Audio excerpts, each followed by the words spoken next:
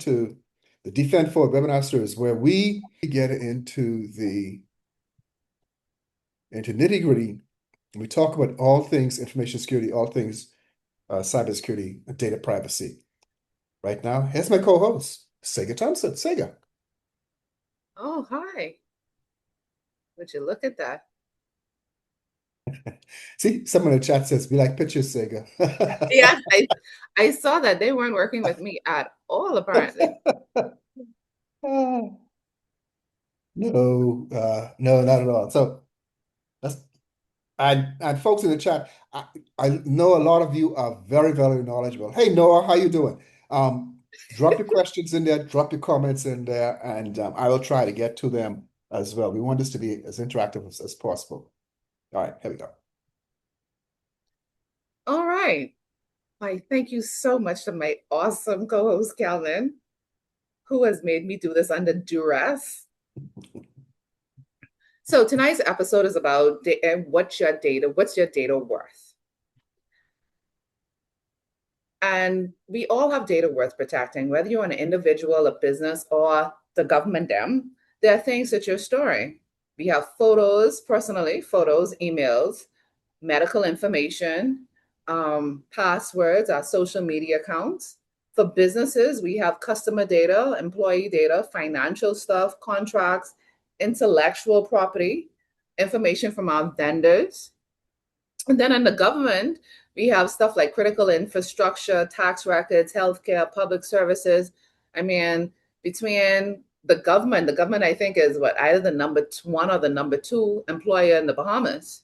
So Number data one. powers our lives, our businesses, and more importantly, our economies. So wherever the data is, there's going to be someone who's trying to steal it. Mm-hmm. So why is your hold on? It's just going to take a minute and say that I actually had these things lined up properly. Apparently, changing formats kill that. So why is data so valuable? First, let's look at trust.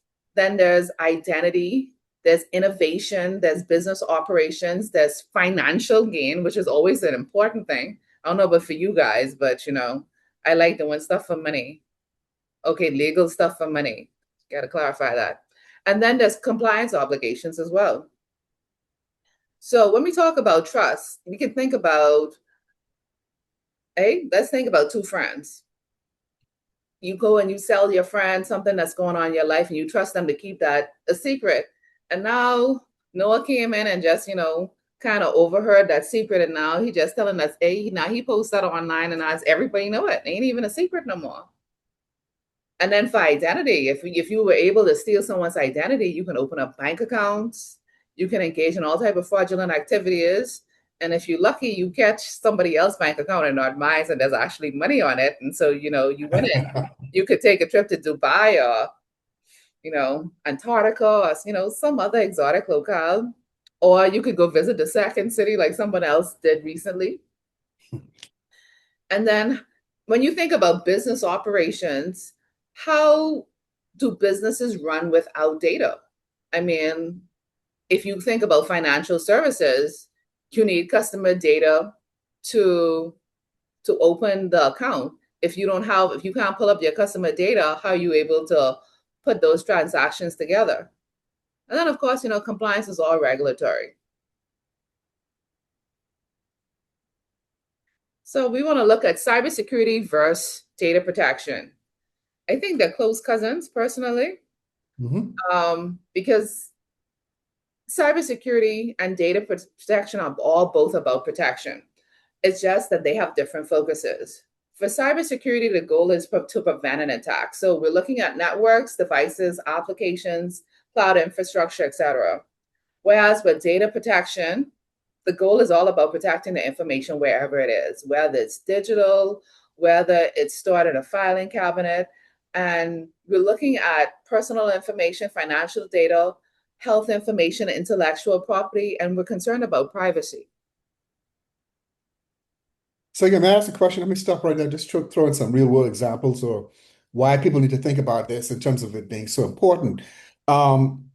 It's the fact that when data is stolen, when your private data is stolen, as you mentioned earlier, someone can go and open up, they can go get a mortgage under your name, go buy cars in your name. Yes. Um, and all of a sudden, you hear these stories mainly in the United States right now, but all of a sudden you go try open up, you try to go get a mortgage, you try to go and get a car, and they say, "Oh, your credit's all bad. You can't get this mortgage. You can't get this because," and it may take you years to, in fact, clean up what has happened to your information.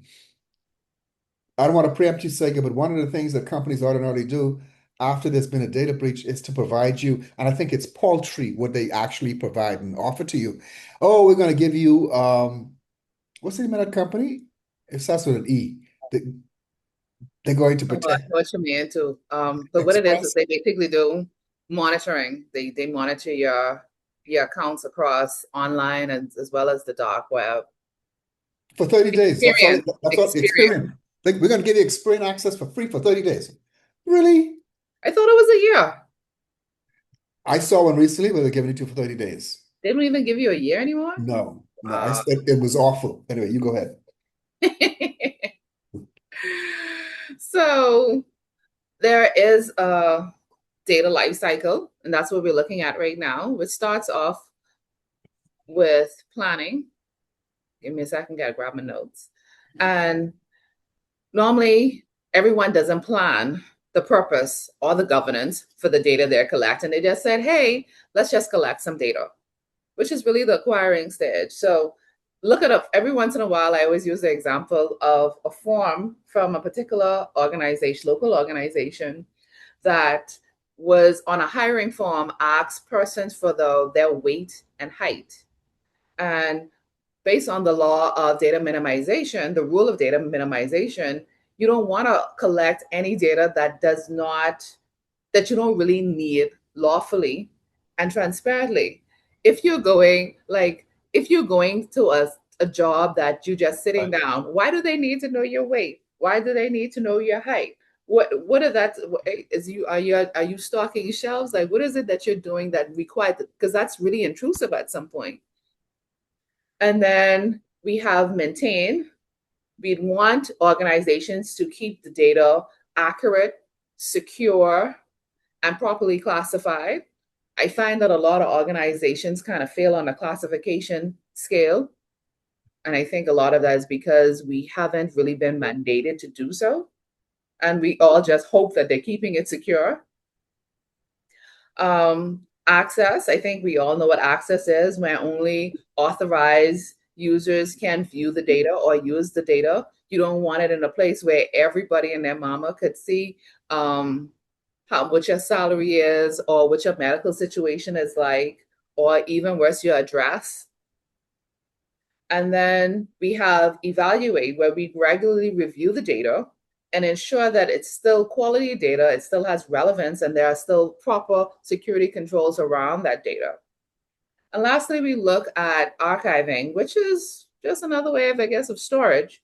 Um, we want to retain or securely dispose of any data according to either law or policy, which hopefully you have a policy that incorporates the law in there somewhere.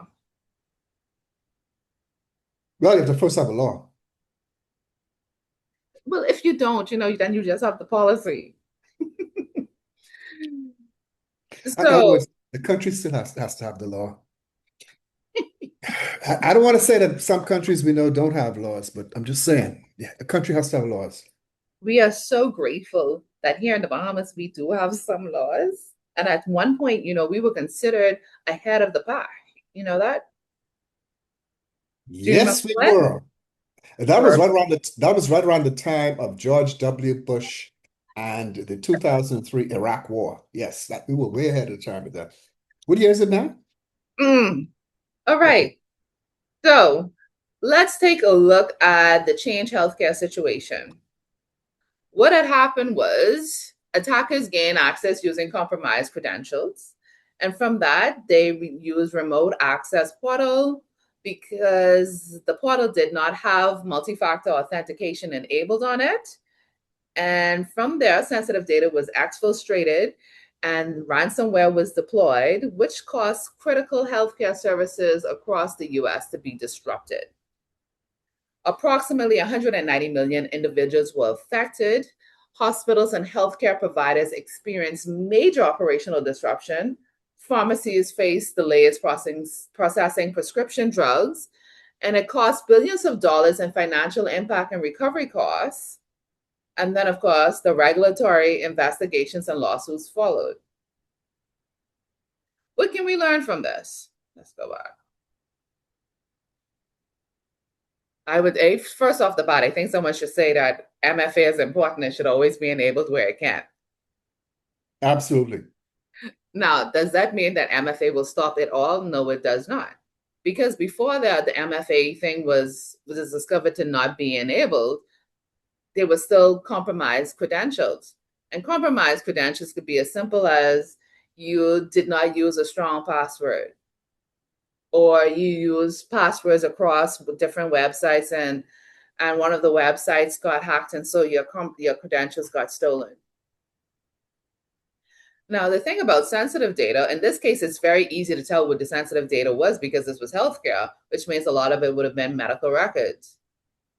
But the minute ransomware was deployed, I mean, services were disrupted. That means that affected patients and healthcare all across. And I always feel that when it happens with healthcare, it's extra scary. Why? Because that could result in a loss of life. Exactly.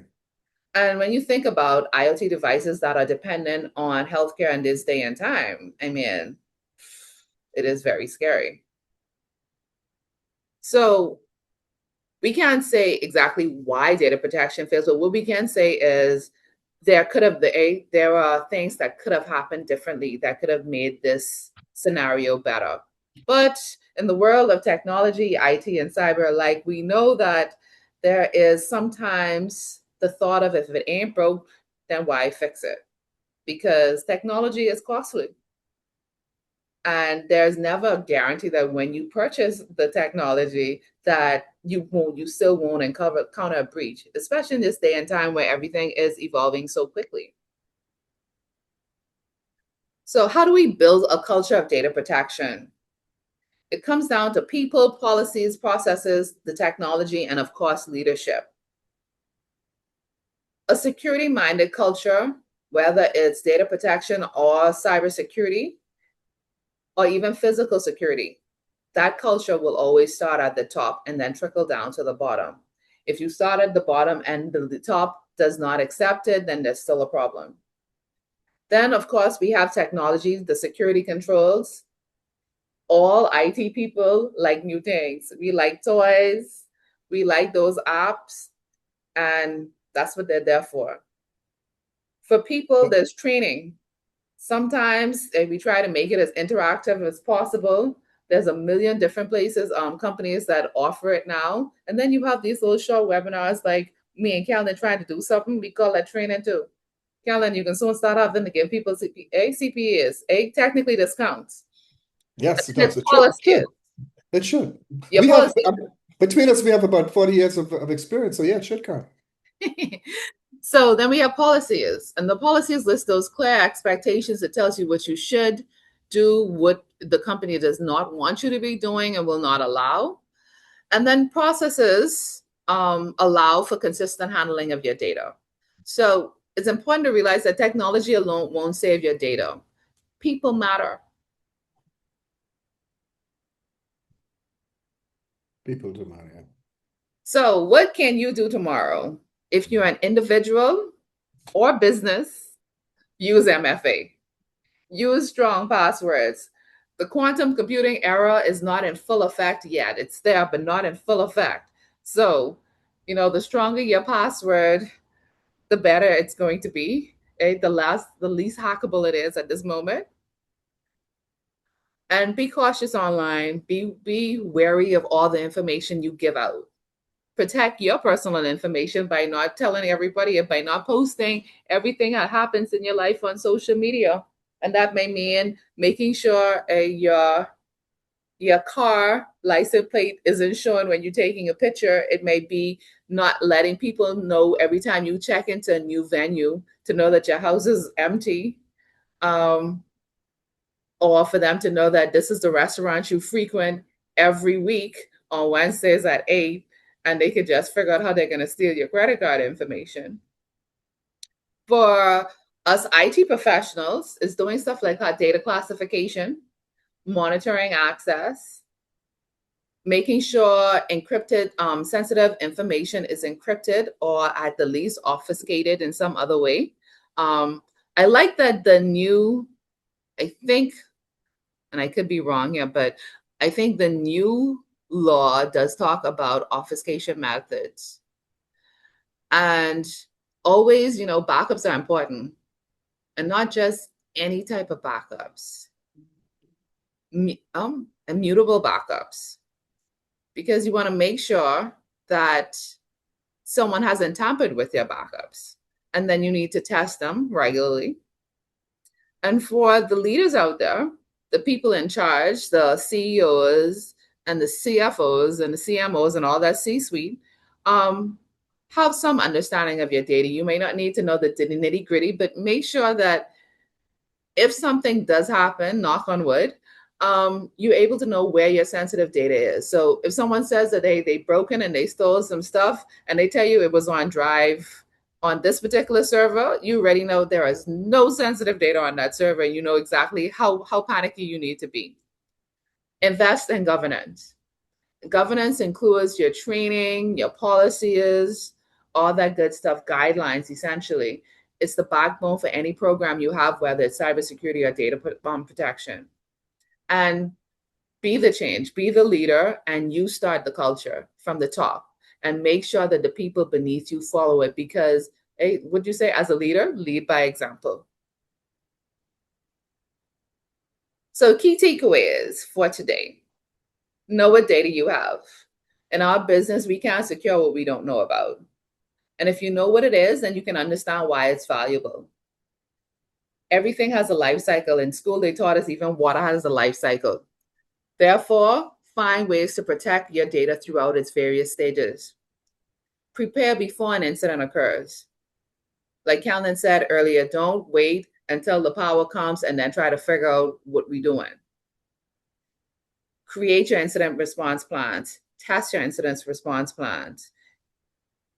And remember, data protection is everyone's responsibility, not just the IT guys, not just a data privacy officer, not just the CEO, not just the CIO. Everyone collectively has a responsibility to keep the data safe, whether it's your data or the company's data. And I think that's pretty much me for the night. I tried to keep that short and sweet. Are there any questions? Okay, I do have some questions, but I want to also let everyone in the chat on the online also know that they can go ahead and send their questions in. So, Sega, you know, as is your wont to do, you use some wonderful nomenclature What? that I'm pretty sure I could have sworn I information saw it on security, everything. information security, and cybersecurity people would know of. You mentioned the term critical infrastructure. Tell folks a bit more about critical infrastructure because I go back again to that red letter day, July 5th, Sunday, July 5th, 2026. You know, one mind told me to stay in the second city, but I didn't listen. Hmm. And I came back to New Providence and we had this major incident. Um, and would we have the major incident regarding critical infrastructure? So our utility company is a critical infrastructure. Um, so tell people why it's important to protect critical infrastructure and how this thing comes about. I guess the first thing we should say is critical infrastructure is essentially the things that we feel that we can't live without. I'm pretty sure some people lived without them before some modern day inventions, well, somewhat historically modern day inventions, but it's the things we can't bear to live be without, such as electricity and light and water. And for some, Internet. yes, I was about to go, I was about to go to internet. I can't do the internet. It's true, you know? And you call up our internet companies that you have a problem with your internet, and they telling you, oh, someone will be there next week, Tuesday at 5 p.m. And are you going to be there? And it's like, Probably not. You can be the Starbucks trying to get some free Wi-Fi. they don't understand that. Look, this is not just about me watching Netflix. I work from home. I need to be able to work. This is a critical Watching infrastructure. Netflix is not your job. Exactly. I need critical infrastructure. I need my internet. So these are all part of You this weren't this critical. passionate about water. Just say it. Just saying you were not this passionate about water. We don't ordinarily think about water, but quite frankly, you can do it without electricity, you can do it without internet. You cannot do without water. Trust me on that. You I cannot I, do without I water. totally agree. I totally agree. Because of So the great blackout I had today, and me, I have a pump as well as I have city water, but I have to do a process to switch back over. And I couldn't find the valve. I couldn't find the valve to turn it on. I got frustrated and I just left. I relocated. And of course, folks, that's an example where Sega has not been doing tabletop exercises with turning on her switching between city water and her pump at home. You know what? I'll give you that. I will give you that. I changed. What happened is that I changed something. They changed the meter last year, and then we changed. Then my plumber came and he made some adjustments, and so now I couldn't find it. He told me it was where it always was, but I was like, I couldn't find it. I was there playing in the grass. He told me I was clawing the grass. I was like, no, I was looking. It wasn't there. We're making fun of this, but you take this now and you put this into a business environment, and this is why these things are important, and particularly in the business environment, that you do test your processes so that when something goes wrong, you're not having to write the process at that time. You have muscle memory. You are able to just continue.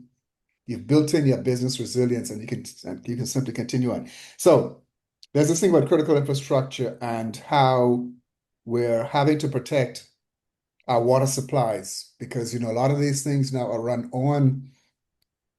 on some sort of a network. BPL or electricity supply. Another one very, very important. Of course, we mentioned also the provision of internet. Um, it's become you may not have heard this news, but Russia has been messing with the United Kingdom government because the United Kingdom government, of course, I don't know if this is the reason why they're doing it, but the United Kingdom government is a very strong supporter of Ukraine, who Russia is at war with. And the Russian government has had their submarines probing around the undersea cables that is so critical to United Kingdom's infrastructure. And so, again, critical infrastructure is so very, very important.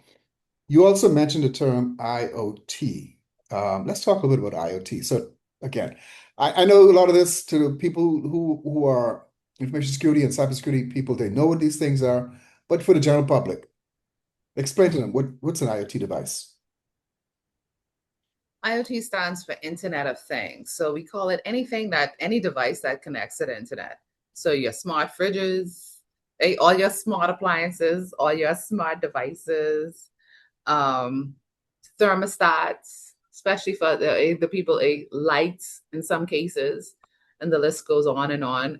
In healthcare, we have, I think, heart, what's the, is the heart implant? What is it? Yeah, pacemakers. Yes.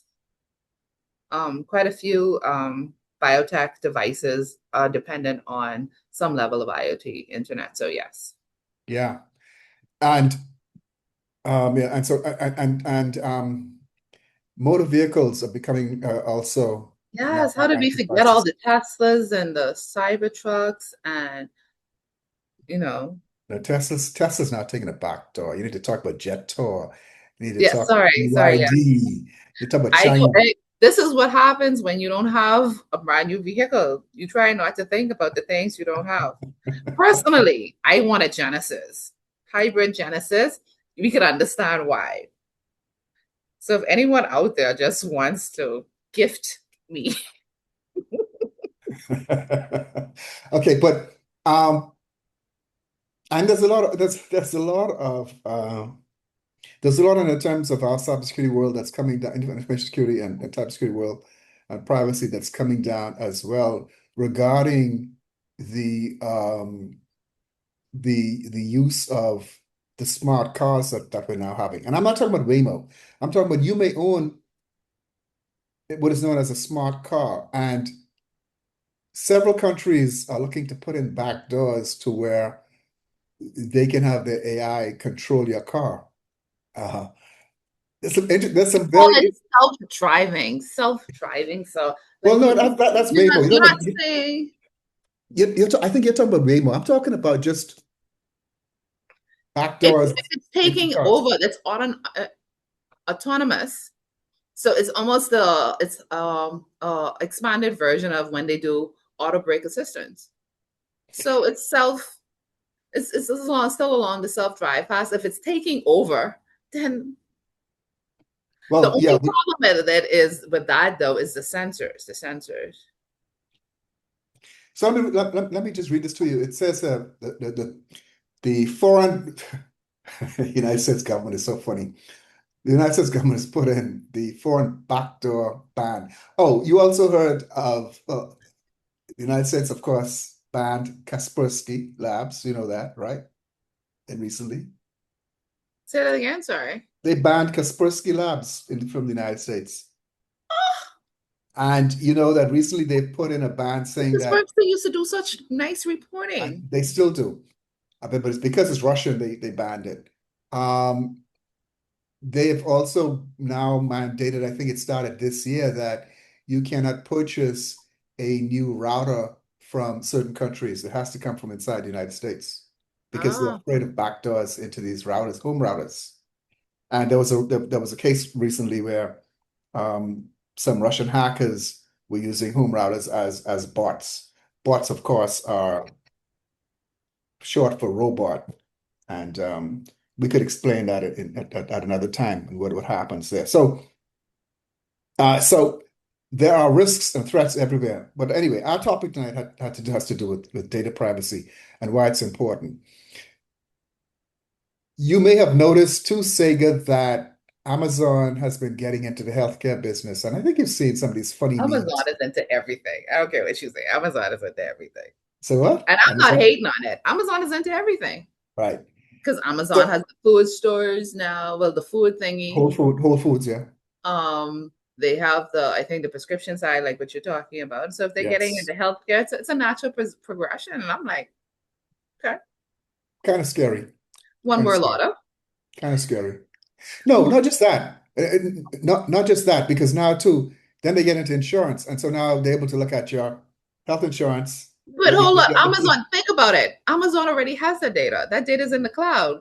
Got What your is health the data. number one cause is what? AWS. They got your health data. Well, they don't technically they don't own that, but they got your health data. They're offering insurance. They say, I don't know, say you can't have the pizza because that's going to increase your Do you your. know that was the idea behind smart fridges? They had a concept for that to tell you to scan the contents of your fridge and tell you that based on your weight and height and your BMI and stuff, what you should or should not be eating. And then it's also there was a spending analytics one as well that wanted to do something similar with your spending and say, hey, you ain't got no money for that. You ain't got enough money for that thing. You can't get that and just freeze your account. I Sega, remember it was a concept, but I don't remember if they actually did it live. Sega, tell us about your experience driving the Waymo car, and where was First off, it? I think if I remember, their Lexus that This is by running. Lexus, Lexus Yeah. one. Okay, I was in ATL in February, okay. and yeah, going through Uber, it was really what was coming. It was more often you would get a Waymo car than an actual driver. Um, they were very cautious. Like when it comes time to turn a corner, like how they calculate it. Like I was in a car one day and I got tired of waiting. And trust me, it could have gone like 5 times. And it just said, nah, recalculating the safest route. So there's that. But Yeah. I just watched that Netflix movie a couple months ago, where all them white cars, self-drive cars was just piling up on the highway. Oh, you mean the one with Mahershala Ali and Julia Roberts? Yes.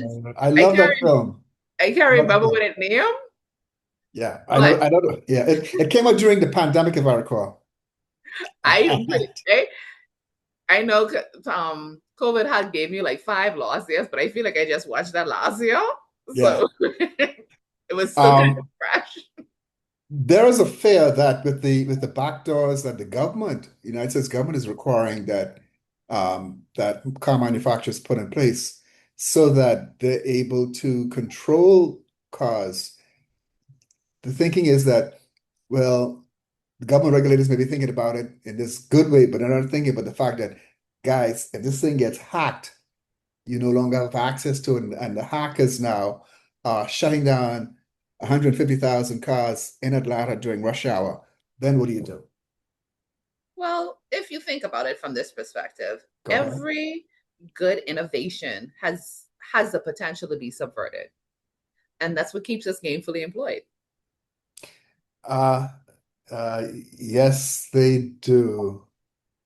Um, Because so talking about movies, even a few years further, there was this series. I can't remember what station. It had Halle Berry. Um, she was an astronaut. Her husband was some inventor, I think. He was into tech, AI, or whatever. And they killed him with a self-autonomous car. Basically, drove it on a train track and got him stuck. He couldn't. They can get overrid it. out, can get out. Yeah, but those things are becoming possible, if they're not already possible. They are becoming possible.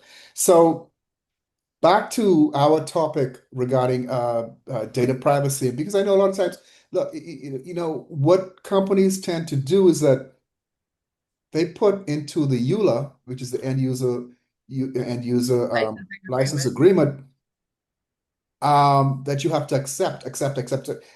You just want to use whatever it is and you accept. And many times we don't really know exactly what it is, in fact, we are accepting, but we're in effect giving away a lot of our rights, etc. So we talked about the GDPR, the General Data Protection Regulations that came out from the European Union. The other one that's big as well, Sega, that you had to make yourself very knowledgeable on was the CCPA and the CPRA, both coming out of California. The Kelly. Consumer Protection, was it the Consumer Protection Privacy Act, I think it was called. You want to tell us anything about those two? Um, all privacy policies to me are have an essential framework. I could get in trouble for saying this, so this is a disclaimer. Um, don't hold it against me. CCPA is almost like we didn't want to follow GDPR. We want to do our own thing. And so they said go left and so we can go right, just a tad bit, and it'd be changed around some namings. And then CPRA is kind of like a tad bit more in line with GDPR because right now GDPR is still considered the gold standard when it comes to privacy policies. And then in recent years, you had a bunch of other states just adopting um their own privacy policy, and you'd be like, and they'd have like one-offs. They'd be like, Yes. but Uh, the essential rights are you have a right to know. You have the right to know why your data is being collected, what is how it's being used. You have a right to refuse automated processing. You have a right for deletion. Um, Explain that. the right for deletion. Mhm. The right for deletion says that essentially you could write it and say that I want you to delete my data. The workaround that for businesses, however, is if you have a legal reason or a business justification for keeping that data, you can still hold that data and you can refuse the request, but you can make the request. But I Right. think what has been more interesting in recent years is the fact that, like you say, a lot of people don't read the EULAs, but a lot of privacy policies are updated very often. I think Google just made a recent update to theirs in the last few weeks. Um, and like you say, a lot of us don't pay attention to it. So do not ask me what's the updated part of Google's privacy policy, Right. because I did not read it. Right. Um, but you have some software or applications right now where you talk about who owns the data. And I think it's been very interesting to find out that you think you own the data, but when you create in some applications now, they consider the data theirs or joint data. And so people need to be more cognizant of that now than ever before, because when your likeness shows up and you be like, that looks like me, but it's not quite me or whatever. And then you be upset and you be trying to sue and they be like, nah, but you agreed to this. Yeah, you agree to it. And I think, again, there are a lot of nerds like you, Noah, and we watch a lot of Black Mirror, and we see these various episodes that talk about technology. And I don't know if you'd seen that one. They haven't come up with a new one in 2 years. I think it's almost going on 2 years now, where Salma Hayek, where this Netflix program was creating. Yes. Did you It's see been that on. one? It's the Ray one come out last year. No, I think it was 2 years ago.